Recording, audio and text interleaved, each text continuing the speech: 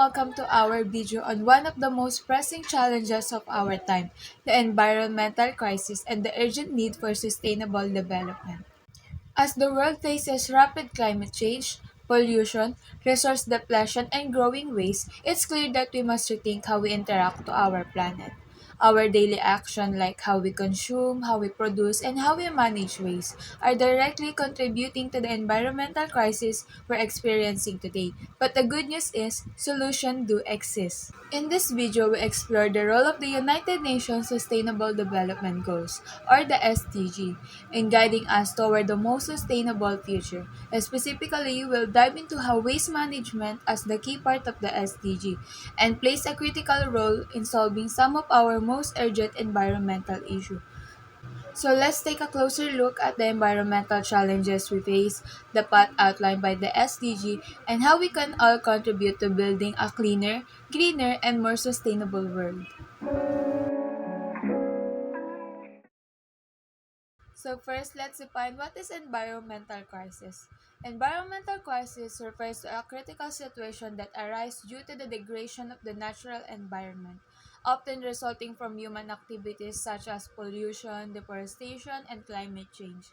These crises pose significant challenges to sustainability and human well-being, highlighting the urgent need for effective management and solutions. The impact of this crisis can lead to resources shortage, population displacement, and increased competition for dwindling resources. So here are some of the reasons of environmental crisis. So an environmental crisis is a serious and often urgent situation where human activities or natural events cause significant harm to our natural environment. Ini-include dito yung mga issue like climate change, deforestation, air pollution, water pollution, loss of biodiversity, or natural disaster. All of this can threaten the health of our ecosystem and also human communities.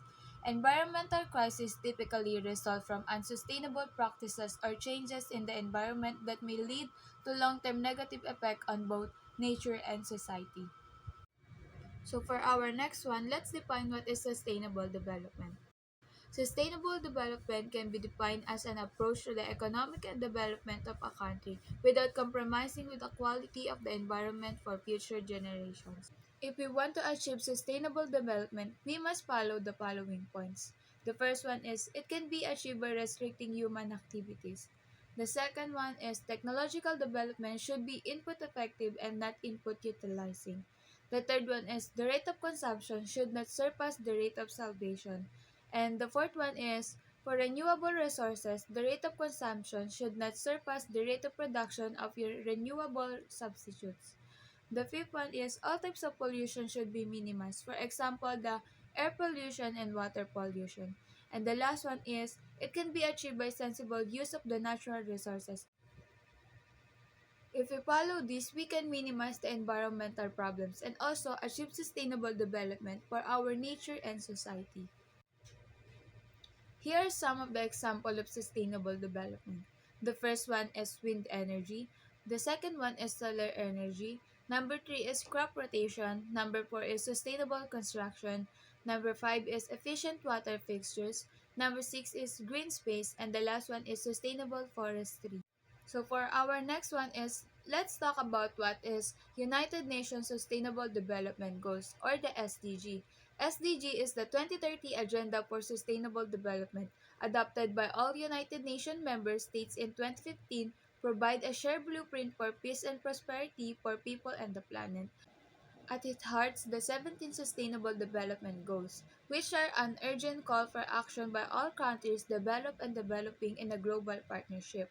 They recognize that ending poverty and other deprivation must go hand in hand with strategies that improve health and education, reduce inequality, and spur economic growth, all while tackling climate change and working to preserve our ocean and forests. Here are the 17 goals of the United Nations Sustainable Development Goals. So, now that we have an overview of our SDG, each of my groupmates explain one or more of the goals and together we'll highlight why these goals are so crucial for our future. Poverty is the universal crisis. Stopping poverty is not a magic bullet for the environmental crisis, but it is a crucial step towards a more sustainable future. By breaking the cycle of poverty and environmental degradation, we can create a world where communities are empowered to protect the environment and build a more sustainable future for all.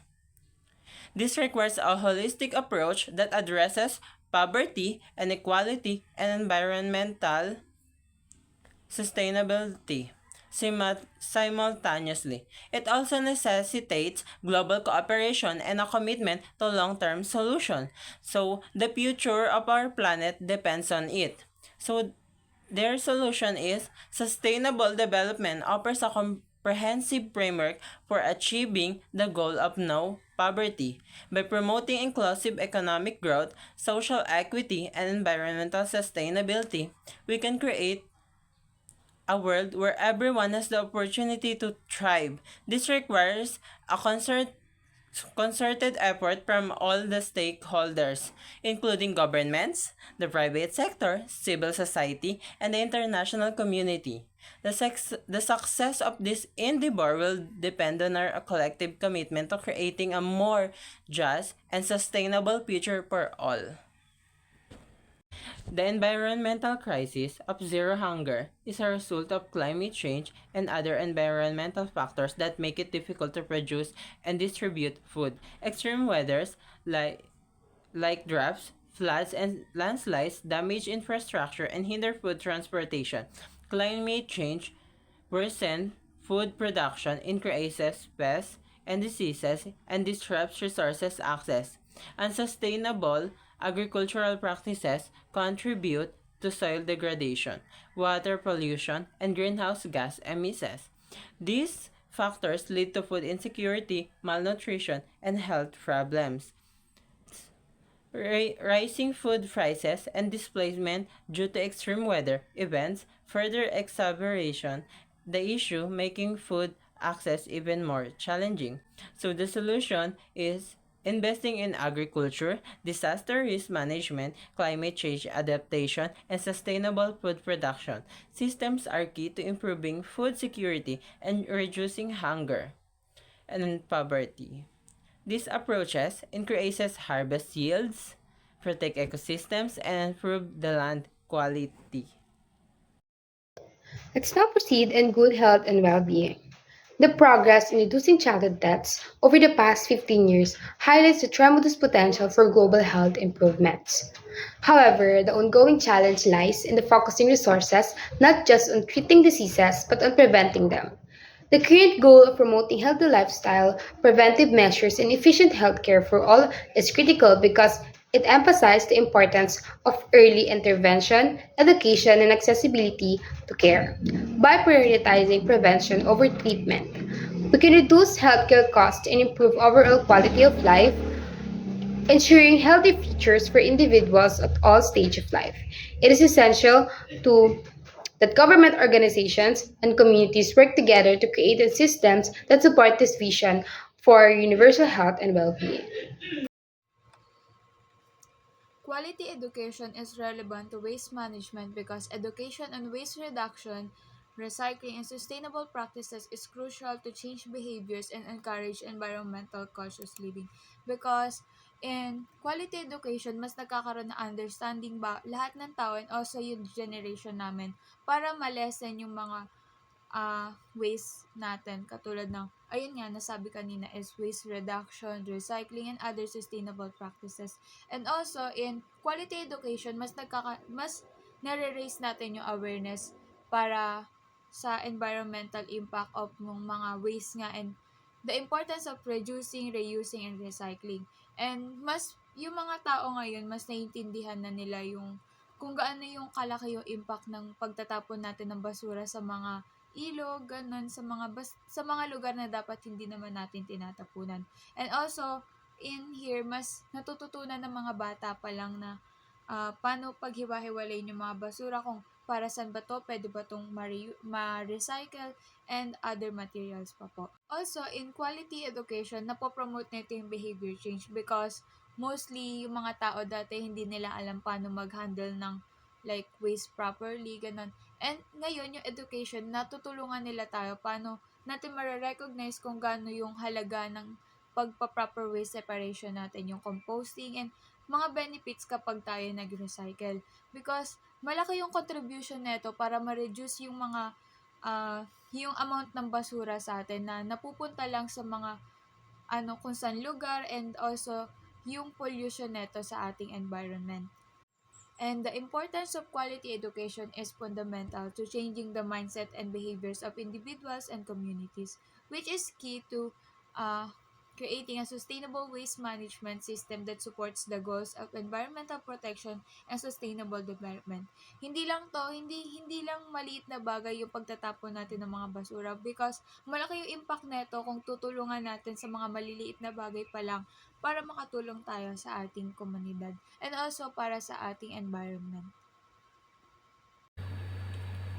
Gender inequality. Women are affected more by environmental problems, so they should be part of the solutions. Women should be included in making decisions about the environment. Giving women leadership roles can help create fair and sustainable solutions.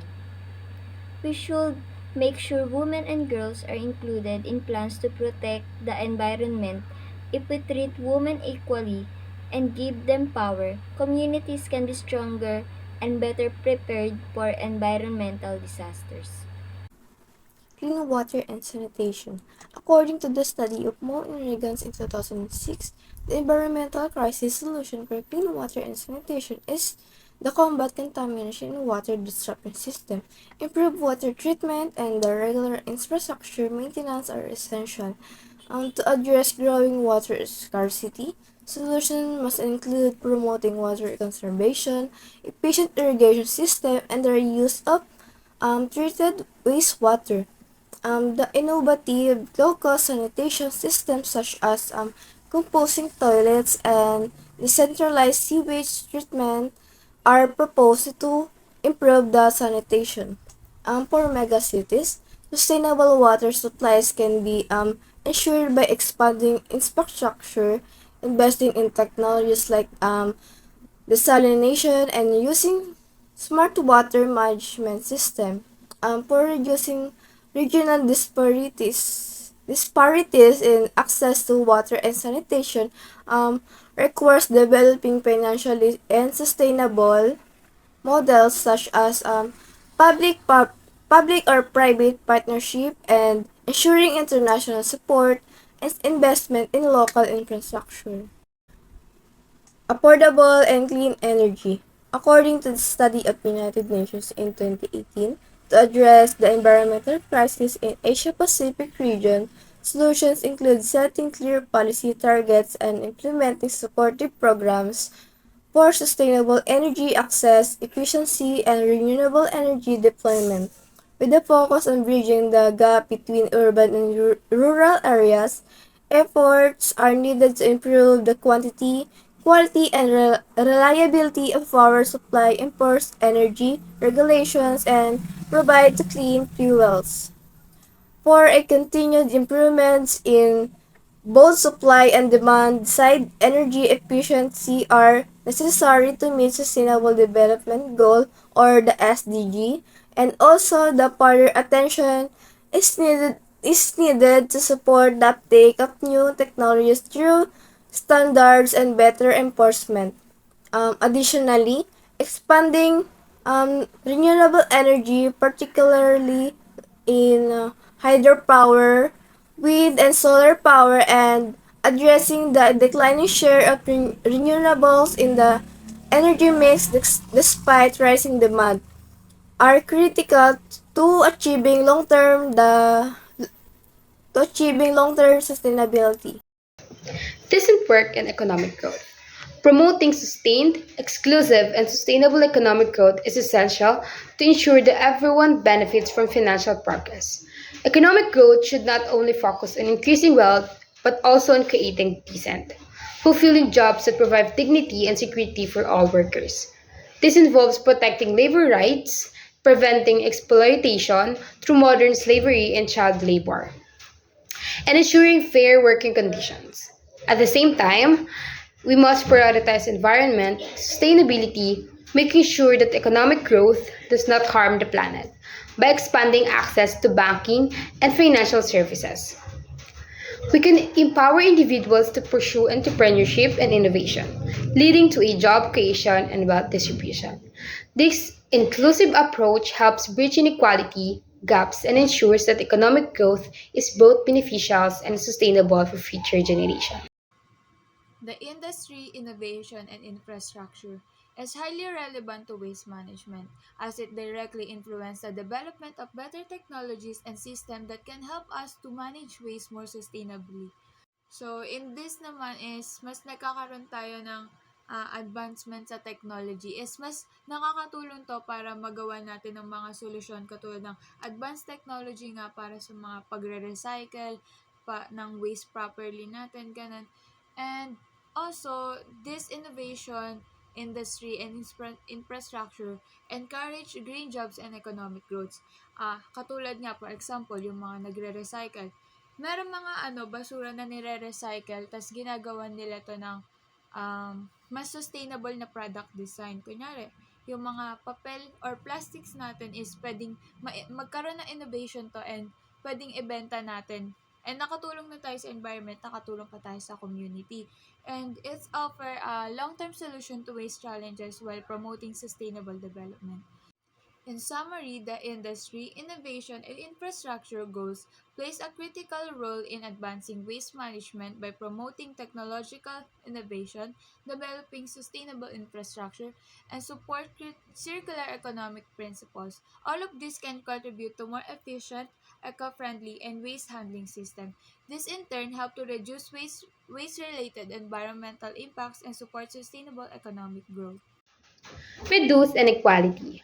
The concentration of wealth in the hands of a few individuals creates a significant disparity between the rich and the poor, both within countries and across borders. This inequality fuels discrimination, limiting opportunities for those who are marginalized based on factors like gender, race, or economic status. For nations to achieve long term growth and stability, it's crucial that prosperity and opportunities are made accessible to everyone. When people are empowered to be self sufficient, they contribute to the overall well being of the society, fostering a more balanced and fair world economy. Achieving this requires addressing systems, barriers, and promoting exclusive policies to allow individuals to thrive.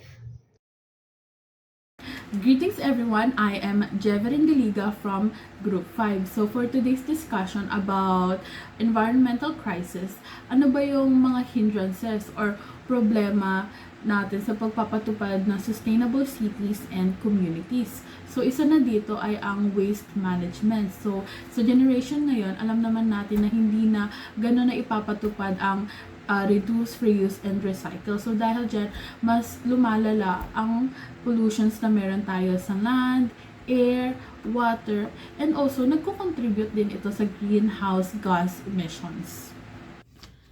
Also, isa rin sa mga rason ay ang rapid urbanization. So, dahil sa paglago ng mga cities and infrastructure, nagkakaroon ng high population density dahil sa mga industrial activity na nagaganap. So, dahil dito, naaapektuhan nito yung biodiversity natin, leading to deforestation. So, sa paanong paraan ba ito masusolusyonan? Isa sa mga nararapat gawin ay educate others. Katulad ng isinasagawa ng UNICEF, since sila ay advocate, bumubuo sila ng educational program para magbigay awareness sa mga tao about environmental issues, pollution, climate change na makakatulong para maging knowledgeable sila sa kung paano o ano na yung nangyayari sa ecosystem or biodiversity natin. Also, para magkaroon din ng sustainable practices para sa sustainable lifestyle. Also, importante din ang transition sustainable energy. So, sa paggamit ng fossil fuel na may negative effects sa environment natin, katulad ng coal, oil, or gas, natural gas, maaari natin itong palitan or i-transition into cleaner and sustainable energy katulad ng biomass energy, geothermal energy, and solar energy. And sa sasagawa nito, maaari nating ma-attain or ma-achieve ang energy security sa bawat cities and communities. And also, ma-prevent ang environmental damage. At isa na rin dito ay ang to promote a circular economy. So, dahil sa mga plastic and paper waste natin, pwede natin itong gawin into something innovative like product design. So, para mas ma-minimize or mabawasan yung mga waste natin. Also, it promotes collaboration and production sa iba't ibang sector, and also to show kung gaano tayo ka-responsible sa pag-dispose ng mga waste natin, and ma-maintain natin ay yung maayos na cities and communities. Responsible consumption and production. Paano ba ito maisasagawa? Isa sa mga paraan ay ang green labeling, dahil ito ay ang sustainable criteria para sa mga consumer, and also ma-identify nila kung ang isang product ba or materials ay eco-friendly. Second ay tax incentives and regulation. So, through tax na mai-implement ng government, i-encourage nito yung mga individual for sustainable production and also practice consumption para maiwasan na yung pagrami ng mga basura natin. Build effective recycling system. So, isa sa mga example dito ay ang bansang France and Germany. Sila ay may tinatawag na EPR. Ito ay Extended Producer Responsibility. So, ito yung mga businesses and manufacturing na sila ay accountable and responsible sa kung paano nila i-dispose yung mga waste na pwedeng magawa ng mga products nila. So, through this, mas maayos, mas nagiging organized yung pag-manage nila ng kanilang mga waste. In conclusion, individual actions matters. This will help to address the environmental crisis, also building a resilient and equitable future for all. Climate change is causing big problems like superstorm and very hot temperatures. To solve this, we need to use clean energy like solar and wind power. We should also plant more trees and take care of our oceans. If we work together, we can keep our planet safe and healthy for future generations. Life below water is a United Nations development na nakatuon sa conservation at sustainable use ng oceans, seas at marine resources. Goal, siguraduhin ang kalusugan at resilience ng mga karagatan at dagat. Itaguyod ang sustainable na paggamit ng mga marine resources. Pigilan bawasan ang pollution sa dagat. Tugunan ang mga epekto ng ocean acidification. I-regulate ang pangingisda, protektahan ang buhay sa ilalim ng dagat. Why it's important? Ang mga karagatang nagbibigay ng mga mahalagang yaman tulad ng pagkain, enerhiya, tubig, gamot. Tinutulungan din ng mga karagatan ang mag-regulate ng klima, pagtanggal ng waste pollution, at pagbuffer ng storm damage. Challenges. Pollution. Isa sa mga malalaking hamon ng marine pollution kabilang ang plastic pollution na naiipon sa mga garbage tulad ng Great Pacific Garbage Patch. Overfishing. Ang labis na pangingisda ay isang malaking problema nagbabanta sa buhay ng dagat. Coral bleaching. Ang coral reefs ay nanganganib dahil sa coral bleaching na nangyayari kapag ang mga coral ay naging puti dahil sa pagtaas ng temperatura ng dagat. Ganito nagpapakita ang mga layunin at kalahagahan ng mga challenges ng below water. Life on land in the name of United Nations. Why it's important? Mahalaga ang malusog na ecosystem para sa buhay ng tao. Ang ecosystem ay nagbibigay ng mga serbisyo tulad ng carbon capture, pag-iwas at proteksyon mula sa extreme weather. Ang mga ecosystem ay nanganganib dahil sa climate change, pollution. What you can do? Bawasan ang konsumo ng karne, dairy products. Bawasan ang paggamit ng papel, mag-recycle ng papel, glass, plastic, metal at electronics. Mag-compose ng food scraps, maglinis ng mga lokal na parke at kagubatan. Mag-volunteer sa mga animal shelters. My name is Rizel Ribancos from BSBA MM11, and now I'm reporting the part of peace, justice, and strong institutions, and also the partnership for the goals. And now, so peace, justice, and strong institution are the bedrock of a stable and prosperous world. As we strive to achieve the United Nations Sustainable Development of the Goals, it is clear that fostering global partnership and cooperation is crucial for driving progress. So, peace and justice and a strong institution, this term refers to the 16th Sustainable Development Goal of the United Nations, which is aims to the first is promote peace, encourage peaceful and inclusive societies. Ensure justice, provide access to justice for all individuals. And strengthening institutions, build effective, accountable, and transparent institution. And also the relation of environmental crisis to our topic is environmental degradation and the natural disaster can lead to social unrest, conflicts, and displacement. This goal addresses these challenges by preventing environmental conflicts through sustainable and resource management, and also ensuring access to justice for environmental victims, strengthening institutions to enforce environmental laws and policies. So, based on my researchers, the solutions to promote peace, justice, and strong institutions. The first one is strengthening laws, enact and enforce environmental laws.